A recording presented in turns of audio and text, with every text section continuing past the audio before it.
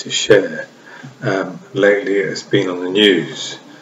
America's UN ambassador blames Russia for the Salisbury attack and demands Security Council action. See that a bit unclear. Let me read the article.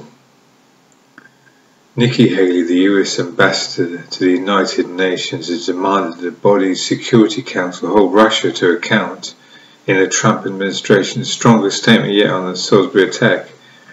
She warned that a similar poisoning could be repeated in New York or other global cities in the future if the UN failed to take action. Mr. Haley said that Russia is responsible for the attack and warned of an alarming, wider pattern of dangerous and destabilizing activity from the country. Mr. Haley said, "If we don't take immediate concrete measures to address this now, Salisbury will not be the last place we see chemical weapons used. They could be used here in New York or in the cities or any country that sits in its council." So the United Nations are saying that Russia caused this chemical attack in the UK, and they want to start something. Obviously they want to escalate things. I can see that pushing coming. Things are escalating and pushing across that. Also I've got another interesting video to show. Hold on. This video is taken from The Word, the Sign and the Sword. I thought this part was interesting about the Middle East Peace Treaty. I'll play it now. Hello, it's the voice in the car, and I'll tell you something, folks. I have news, and it still just blows my mind, but I just got to tell you what's going on. There's so much happening. The first major news right now is that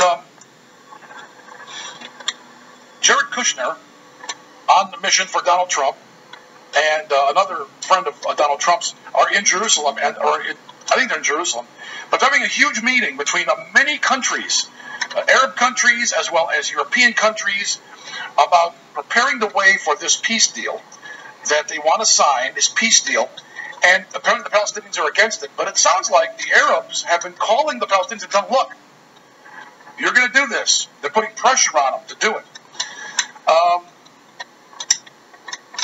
I know the peace deal involves dividing the city in two. Half is Palestinian capital, half is the Jewish capital, and the old city will be internationalized under the UN and the Vatican, and it'll be for all religions, and the Jews will build their temple. That's the reason Donald Trump's head is on the half shekel next to Cyrus the Great, because he's giving the Jews, and they know he is, to build their temple. Now, it's not really their temple; it's the Vatican's temple, and there's going to be abomination of desolation placed in it at some point after it's built. We don't know how long that period is, but I believe it's 3.5 years. Based on if the treaty and the temple are built about the same time, it'll be 3.5 years. But they could build that temple in a matter of 8 months or less. It's not going to take 3.5 years, maybe even less than 8 months. But anyway, that major meeting is coming, and I believe it's preparing the way for the peace agreement that may very well come in May of 2018, this year, which would be the 70th anniversary of the recreation of the State of Israel. Okay.